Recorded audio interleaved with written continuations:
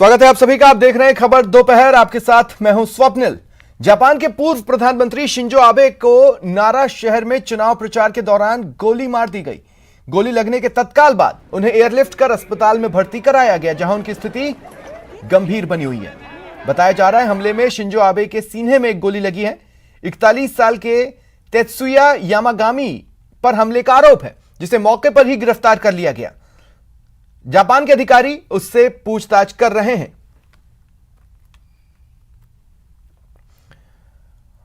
और घटनाक्रम पर प्रधानमंत्री नरेंद्र मोदी ने दुख जताया है। एक ट्वीट में पीएम मोदी ने लिखा, मेरे प्रिय मित्र शिंजो आबे पर हुए हमले से बहुत व्यथित हूं। हमारे विचार और प्रार्थनाएं उनके परिवार और जापान के लोगों के साथ हैं।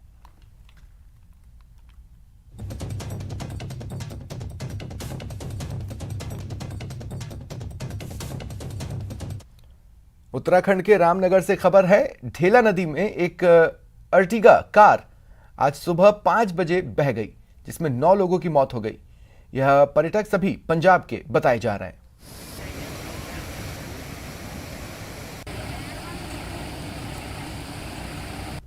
रामनगर की ढेला नदी में सुबह सुबह कहर बरपा है। रात हुई बारिश 2 बजे बाद बारिश बताई जा रही है कि यहाँ हो रही थी। उसके बाद जो बारिश हुई है, उस बारिश में ढेला नाला अपने पूरे उफान पे था। आप देख सकते हैं मेरे पीछे ढेला नाला है। इस ढेला नाले ने कहर ढाया है। इसमें एक आर्टिका गाड़ी इसमें बह गई, जिसमें 10 लोग सवार थे, जिसमें से 9 की मौत हो गई और एक लड़की जो है वो जीवित है, जिसको ले जाया गया है। ये पर्यटक बताया जा रहा है कि पंजाब से यहाँ आए थे।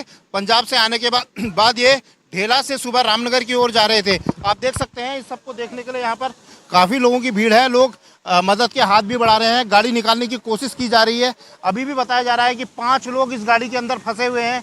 ट्रैक्टर लगे हुए हैं, लेकिन वो ट्रैक्टरों से भी वो गाड़ी निकल नहीं पा रही है। इस तरह से वो गाड़ी वहाँ पर दब गई है या फंस गई है पत्थरों के बीच कि वो निकल नहीं पा रही है। अब ये 5 बॉडी कितनी देर में निकलेंगी, ये देखने वाली बात होगी। गोविंद पाटनी, न्यूज 18, रामनगर। उधर सोमनाथ में पानी के तेज बहाव में एक पुल टूट गया। खेरा और वसावड़ को जोड़ने वाला ये पुल टूट गया है। टूटते पुल की तस्वीरें कैमरे में कैद हुई। ये देखिए तस्वीरें आप, वो पुल जो खेरा और वसावड़ को जोड़ता है सोमनाथ से, ये तस्वीरें सामने आई हैं। पानी का बहाव इतना तेज, इतना वेग, जिसे ये पुल सह नहीं पाया और धीरे धीरे कर टूट गया।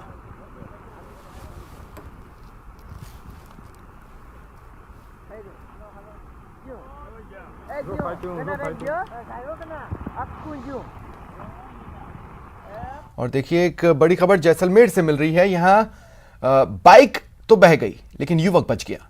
युवक की बाल जान बची है। चांदन में बाइक समेत ये युवक बह गया। बरसाती नाला है जिसमें ये घटनाक्रम सामने आया है। देखिए आप, तस्वीरें आपकी टीवी स्क्रीन पर है। पानी के वेग में बाइक को ये शख्स संभाल नहीं पाया। हालांकि सवाल यह भी उठता है कि आखिर इस तरह का खतरा मोल लेना ही क्यों, खतरा उठाना ही क्यों। वो तो किस्मत अच्छी थी कि जान बची, हालांकि बाइक बह गई। भैरवा चांदन सड़क मार्ग पर यह घटनाक्रम आया है। सोशल मीडिया पर यह वीडियो वायरल हो रहा है।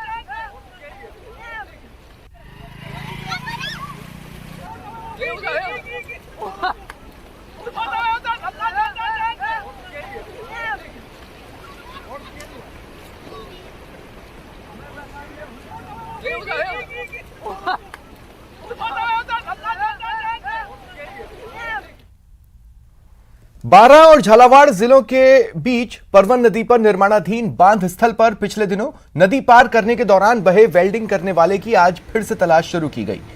निर्माणाधीन टनल में वेल्डिंग के लिए नदी में तैरकर दूसरे छोर पर जाते समय गुरुवार दोपहर बाद एक युवक पानी के बहाव में लापता हो गया था, जिसका देर शाम तक सुराग नहीं लगा। जो युवक लापता है उसका नाम महेश है और वो बांध स्थल पर वेल्डिंग का काम करता था।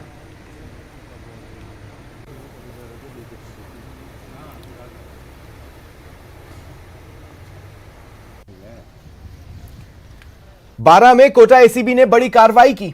हाउसिंग बोर्ड चौकी प्रभारी रिश्वत लेते गिरफ्तार किया गया। रामदयाल मधुकर रिश्वतखोर चौकी प्रभारी का नाम। जो रिश्वत लेते धर दबोचा गया। 1 लाख की रिश्वत लेते एसीबी ने इसे रंगे हाथों पकड़ा। अब देखिए मामला कितना संगीन है, इसने किस केस में रिश्वत मांगी, ये कानून व्यवस्था पर सवाल खड़े करती है, क्योंकि उसने नाबालिग को एक केस में झूठा फंसाने की धमकी दी और धमकी देकर उसने डिमांड तो 10 लाख की रखी थी। ये बड़ी खबर है 12 से।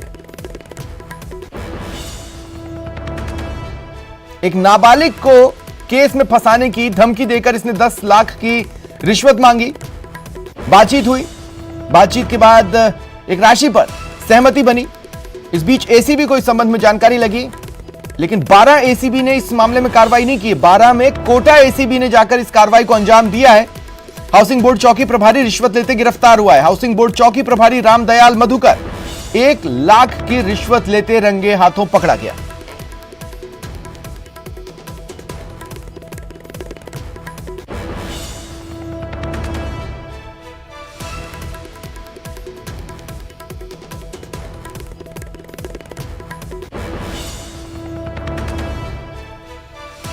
तो ये बड़ी खबर आपको बता रहे हैं 12 से। एक मामले में नाबालिग को केस में फंसाने की इसने धमकी दी थी। और सहयोगी ओम प्रकाश मेरे साथ फोन लाइन पर जुड़ रहे हैं। ओम प्रकाश, क्या जानकारी है? जी एक बार सवाल दो रहिएगा जी, क्या जानकारी है आपके पास? जी, कोटा एसीबी ने जो बड़ी कार्रवाई की है, वहां अब जो प्रेमनगर इलाका है कोटा का, वहां उनका आवास है, वहां भी उनकी तलाशी जो ऑपरेशन है वो चलाया जा रहा है। लेकिन कोटा एसीबी की अब तक की बड़ी कार्रवाइयों में से ये एक कार्रवाई इसलिए कही जा सकती है कि एक एसआई को 1 लाख रुपए की रिश्वत लेते रंगे हाथों गिरफ्तार किया है, जबकि उनके कब्जे से करीब 1,95,500 रुपए भी नगद बरामद किए हैं। 50,000 रुपए पहले ले चुका, 10,000 रुपए की 10 लाख रुपए की रिश्वत की डिमांड की थी। तो अंदाजा लगाया जा सकता है कि कितना बेखौफ होकर ये जो घूसखोर जो एसआई है ये रिश्वत की मांग कर रहा था। सबसे बड़ी बात इसमें यह है स्वप्निल की जो नाबालिग था उसको झूठे मामले में फंसाने की धमकी देकर एक रिश्वत की मांग की जा रही थी, क्योंकि वो जो उनके फरियादी जो है वो बार बार गुहार लगा रहा था कि मेरा पोता इस मामले में कोई इनरोल नहीं है, उनके खिलाफ जो झूठी शिकायत की गई है कोई छेड़छाड़ का ऐसा मामला नहीं है। लेकिन वो लगातार उनको फंसाने की धमकी देकर, जो कि एक नाबालिग है उसको फंसाने की धमकी देकर 10 लाख रुपए की डिमांड की थी। तो अंदाजा लगाया जा सकता कितना बेखौफ होकर वो रिश्वत की राशि ले रहा था। हालांकि उनकी उम्र इतनी है कि कुछ सालों बाद में वो रिटायर्ड होने वाला है। लेकिन अब एसीबी की जो टीमें हैं वो अलग अलग टीमें पूरे इस मामले में जुटी हुई है कि अब तक उसका जो चरित्र रहा है रिश्वत के मामले में किस तरह की वो और जो है खुलासे हो सकते हैं, क्योंकि उनके कब्जे से जो 12 वहां जो निवास करता है स्थायी निवास, वहां उनके कब्जे से इतनी बड़ी राशि जब बरामद हुई है तो कहा जा सकता है कि और भी चौंकाने वाले खुलासे हो सकते हैं। किन किन लोगों से और कितने संपर्क रहे हैं। हालांकि मोबाइल भी जब्त कर लिया है, नगद राशि भी जब्त कर ली है और एसीबी को ऐसा लगता है कि इस मामले में कई और खुलासे हो सकते हैं। एसीबी की टीम शायद इसलिए यहाँ कोटा आवास पर और वहां भी तलाशी अभियान जो है वो चलाया जा रहा है। और कोटा एसीबी की जो एडिशनल एसपी है उन्होंने ज्वाइनिंग के बाद में एक एसआई को पकड़ने की ये सबसे बड़ी कार्रवाई कहा जा सकता है, क्योंकि ऐसा माना जाता है कि जब एसआई रिश्वत लेता है तो उसकी राशि कम होती है।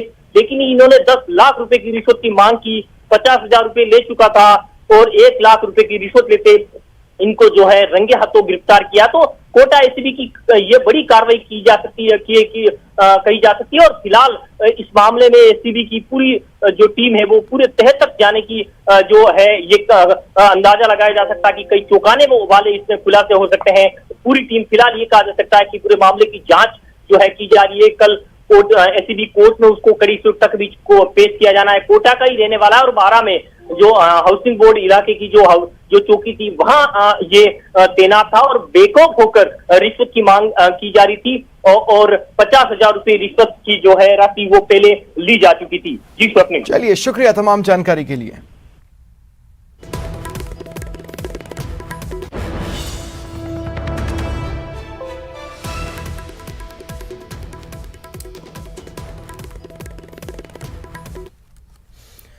बात करते हैं कन्हैयालाल हत्याकांड की। एनआईए की टीम पिछले 3 दिनों से उदयपुर में है और हत्याकांड से जुड़े सभी आरोपियों के घर दुकानों पर दबिश दे रही है। घटनास्थल का भी मौका मुआयना किया है। इसके बाद टीम एसके फैक्ट्री पहुंची जहां आरोपियों ने वीडियो बनाकर वायरल किया था। एनआईए की टीम ने वहां से भी सबूत जुटाए हैं।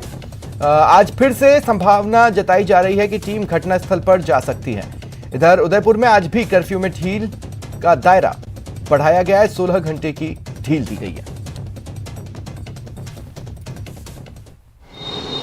उदयपुर में 28 जून को हुए कन्हैयालाल हत्याकांड के बाद जहां जिला प्रशासन और पुलिस प्रशासन लगातार इस कवायद में है कि किसी तरह की शहर में अशांति न फैले, इसको लेकर शहर में लगातार जो है कि पुलिस के अधिकारी दौरा कर रहे हैं और लोगों से शांति और सौहार्द बनाने के लिए अपील कर रहे हैं। अभी इस समय मौजूद है उदयपुर के हाथीपुर क्षेत्र में, जहां आप देख सकते हैं कि पिछले दिनों बाद लगातार जो है कि कर्फ्यू में ढील दी जा रही है। अभी आज से उदयपुर में 16 घंटे की ढील दी गई है। ऐसे में लोगों में आप देख सकते हैं कि वापस फिर से व्यापार करना शुरू किया है। इस समय हम खड़े उदयपुर के हाथीपुर पे, आप देख सकते हैं पूरा बाजार जो है कि खुल पड़ा है।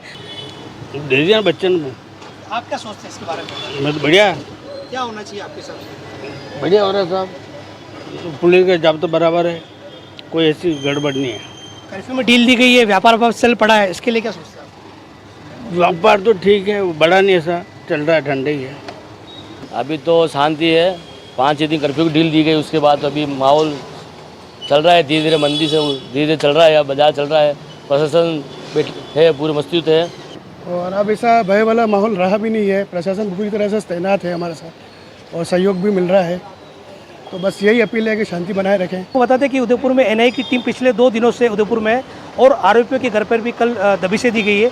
उसके अलावा उस दबिशों के दौरान कुछ सिमें और कुछ दस्तावेज मौजूद वहाँ मिले, उन्होंने बरामद किए। उसके बाद घटनास्थल पर एनआईए की टीम ने एक बार वहाँ मौका मुआयना का निरीक्षण किया है और उसके बाद एनआईए की टीम उस जगह पहुंची जहां पर आरोपी ने लास्ट वीडियो बनाकर वायरल किया। वहां पर भी एनआईए की टीम ने कुछ साक्ष्य जुटाए, लोगों से पूछताछ की है। ऐसे में संभावना जताई जा रही है कि इस कड़ी में और भी लोगों की होने की आशंका है। उदयपुर से कमलेश जखनी, न्यूज़ 18। और इधर करौली में सब कुछ धीरे धीरे सामान्य हो रहा है। शहर में पुलिस ने शांति मार्च निकाला, जो करौली में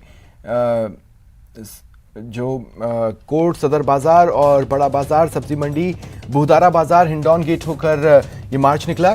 कलेक्टर और एसपी ने लोगों से अफवाहों पर ध्यान नहीं देने और शांति बनाए रखने की अपील की। पुलिस की अपील के बाद बाजार फिर से खुलने लगे हैं। झगड़े को तो समुदाय का झगड़ा बनाकर पेश करने की कोशिश की गई, उसके बारे में कानूनी कार्रवाई की जा चुकी है। अफवाह फैलाने के संबंध में एक प्रकरण दर्ज हुआ है और एक व्यक्ति को रिटेन किया गया है। और शांति बहाली और अमन की अपील के लिए आज जो शहर के मौजूद व्यक्ति हैं, शांति समिति के सदस्य हैं, के कारण यहाँ पर एक इस तरह का वातावरण तय हो गया था कि सारा शहर प्राय बंसा हो गया। जैसी तात्कालिक परिस्थिति पता लगा, केवल 2 लड़कों के बीच में आपकी कहवा सुनी और झगड़े की वारदात यहाँ पर। 2 आदमियों की लड़ाई को किसी समुदाय से न जोड़ें, क्योंकि ये व्यक्तिगत लड़ाई होती है। घर घर में, भाई भाई में भी लड़ाई हो जाती है, लेकिन ये इस तरीके से अफवाह फैलाना कि 2 समुदायों के दरमियान लड़ाई हो गई, जिससे हमारे शहर का माहौल खराब होता है।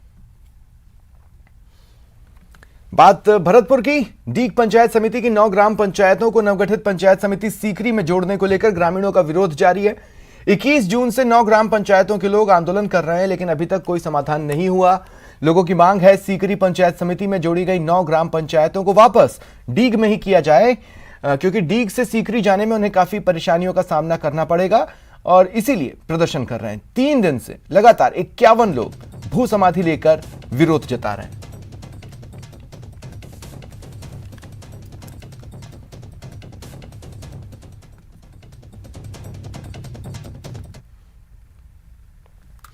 राजसमंद जिले के आमेठ पंचायत समिति में कई मनरेगा श्रमिकों को लंबे समय से मजदूरी नहीं मिल पाई।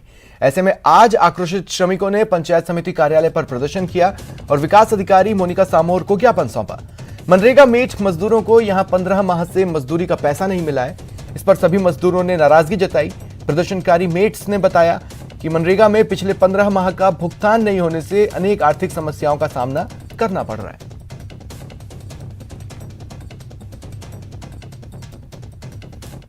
आमेठ पंचायत समिति के सभी 20 पंचायतों के मेट आए हैं।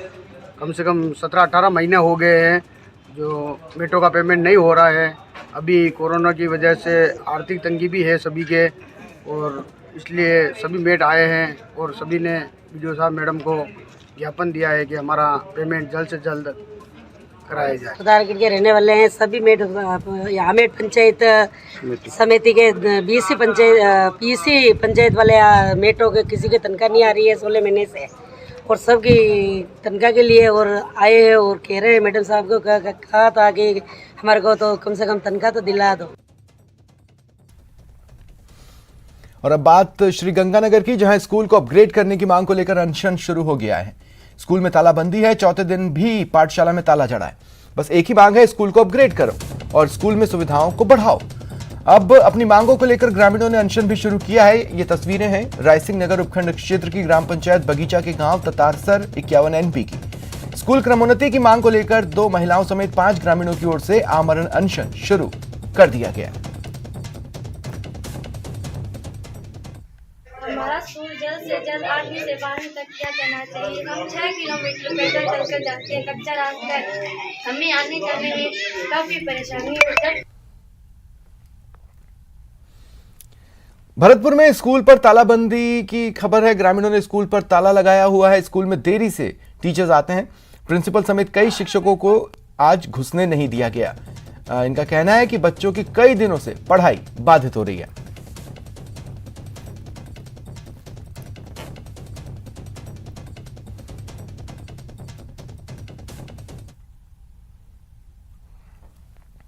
डूंगरपुर में मानसून की पहली बारिश के बाद किसान अपने खेतों में बुआई में जुट गए हैं, लेकिन जिले में DAP खाद का टोटा होने से भूमिपुत्र परेशान हैं। जिले में इस साल 1,45,000 हेक्टेयर क्षेत्र में बुआई का लक्ष्य है, जिसके मुकाबले किसानों ने अब तक 35% तक बुआई कर दी है। लेकिन बुआई को लेकर किसानों के सामने DAP खाद की समस्या है। खाद के लिए किसान क्रय विक्रय सहकारी समिति और लैंप्स के चक्कर काट खाली हाथ लौट रहे हैं।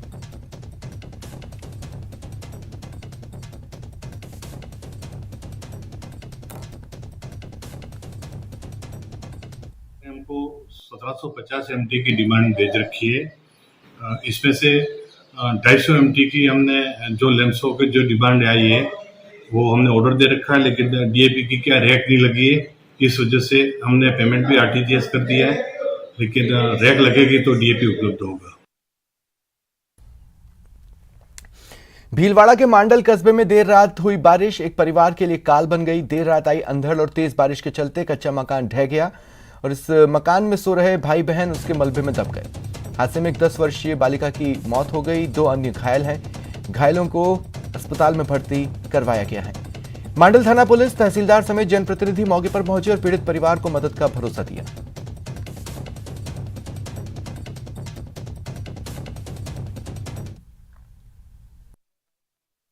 तो करीब 1-1:30 बजे के बाद और हम हमारे बहन के 2 बच्चे हैं, हमारे भांजी जो रात को घर में गिरने की वजह से एक बच्चे की डेथ हो गई। कल रात को बारिश में 1:30-2 बजे जो तेज बारिश हुई, तेज बारिश में जो मेजा रोड की तरफ भील बस्ती है, उस भील बस्ती के पास में देवीलाल जो भील का मकान है, उस मकान पर तेज बारिश की वजह से मकान ढह गया, जिसमें जो खजूर के जो तने थे उसके गिरने से उसमें छोरे जो बच्ची है पायल नाम की, उसके लगने की वजह से वो खत्म हो गई। उसको रात को ही मुर्दा घर में रखवा दिया गया था और अभी मौके पर पहुंचे हैं। तो मौके पर पहुंचने पर देखा है कि मकान टूटा हुआ है, तो उनको जो भी सरकारी सहायता जो उपलब्ध करवाई जा रही है वो उपलब्ध करवा दी जाएगी। कोटा में लव मैरिज करने वाले एक प्रेमी युगल ने जान का खतरा बताते हुए सिटी SP से सुरक्षा की गुहार लगाई है। अनंतपुरा इलाके में एक नर्सिंग स्टूडेंट ने अपने से 8 साल बड़ी नर्सिंग स्टाफ से लव मैरिज की, लेकिन अब लड़की के परिजनों की ओर से जान से मारने की धमकियां मिल रही हैं। इसी के मद्देनजर प्रेमी युगल ने अपनी जान को खतरा बताते हुए SP ऑफिस में परिवाद देकर सुरक्षा की गुहार लगाई।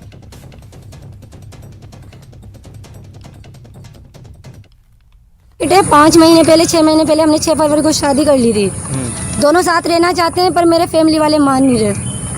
वो मेरी जबरदस्ती, रानी कंवर नाम है, मेरा बड़ा भाई है कुलदीप सिंह, मेरे घर वाले जो मेरे मामा के लड़के हैं वो सब धमकियां दे रहे हैं और मेरे घर वालों की तरफ से अनंतपुरा थाने में कंप्लेन लिखवाई है उन्होंने।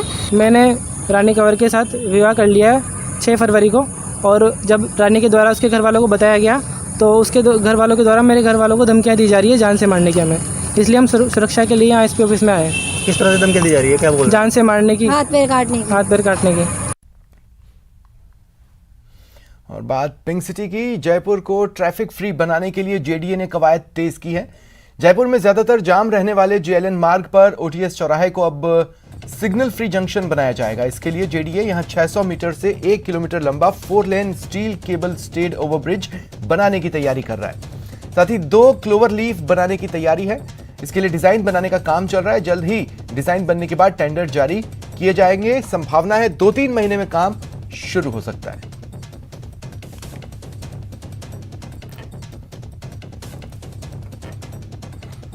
मंदिर तिराया और जवाहर सर्किल का काम ऑलरेडी शुरू हो चुका है। अब हम ओटीएस नेक्स्ट फेज में ले रहे हैं, ओटीएस चौराहे को, जिसमें भी काफ़ी लंबे समय तक लाइट्स पर लोगों को रुकना पड़ता है। तो वहाँ पर अब हम ये कंसेप्ट कर रहे हैं कि एक bridge parallel to Jawaharlal Nehru road हो, जैसा कि आगे मालवीय नगर का ब्रिज है उसी के तर्ज पे, और इस ब्रिज को नई तकनीक से बनाया जाएगा।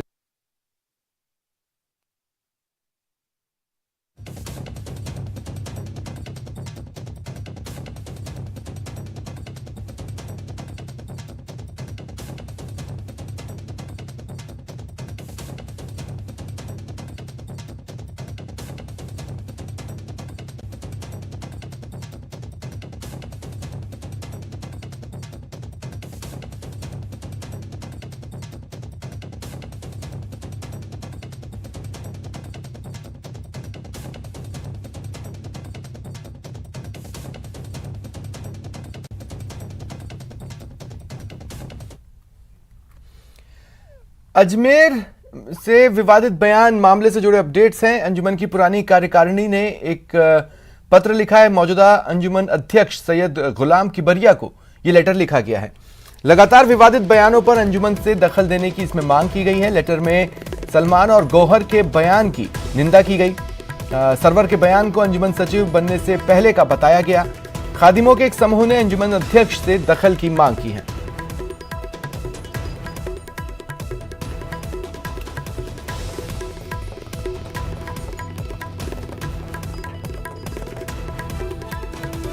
तो अंजुमन की जो पुरानी कार्यकारिणी है, उन्होंने मौजूदा अंजुमन अध्यक्ष को एक लेटर लिखा है। मौजूदा अंजुमन अध्यक्ष सैयद गुलाम किबरिया को ये लेटर लिखा गया है। देखिए, लेटर की तस्वीरें भी आपको टीवी स्क्रीन पर दिखा रहे हैं। इसमें पुरानी कार्यकारिणी ने मौजूदा अंजुमन अध्यक्ष से ये मांग की है कि लगातार विवादित बयान आ रहे हैं। सलमान और गौहर के बयान की लेटर में निंदा की गई है।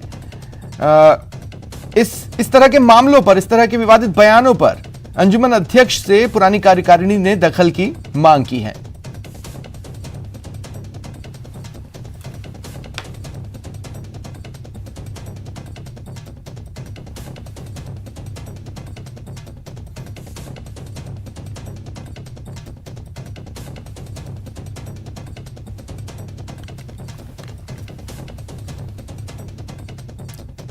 हाल के दिनों में जिस तरह से विवादित बयानों की बाढ़ आई है और जिन लोगों के नाम सुर्खियों में रहे, उनसे जुड़ी तस्वीरें आप अपने टीवी स्क्रीन पर देख पा रहे हैं। एक के बाद एक इस तरह के जो बयान यानी विवादित बयान सामने आ रहे हैं, उस पर पुरानी कार्यकारिणी ने अंजुमन की मौजूदा अंजुमन अध्यक्ष को लेटर लिखकर कहा है कि इस तरह के मामलों में दखल दें, चीज़ें सुधारने की दिशा में काम करें।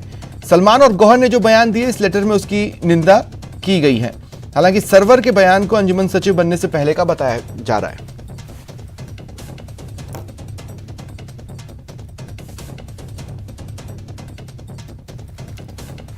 तो देखिए, लेटर में सलमान और गौहर के बयान की कड़े शब्दों में निंदा की गई है। इसके अलावा मौजूदा अंजुमन अध्यक्ष से ये रिक्वेस्ट इस लेटर के जरिए की गई है कि इस तरह के मामलों में दखल दें। खादिमों के समूह ने अंजुमन अध्यक्ष से दखल की मांग की है। अंजुमन की पुरानी कार्यकारिणी ने मौजूदा अंजुमन अध्यक्ष सैयद गुलाम किबरिया को लेटर लिखा है और लगातार विवादित बयानों पर अंजुमन से दखल की मांग की गई है। देखिए, वो कौन से घटनाक्रम है जिसकी वजह से कार्यकारिणी ने ये लेटर लिखा, उससे जुड़ी 3 तस्वीरें आपकी टीवी स्क्रीन पर हैं। हाल के दिनों में ऐसा लगता है मानो विवादित बयानों की बाढ़ सी आई हुई है। खासकर अगर हम अजमेर की ही बात करें तो यहां से एक के बाद एक विवादित बयान सामने आ रहे हैं, जिसके वीडियो वायरल हो रहे हैं। हालांकि कार्रवाई भी चल रही है।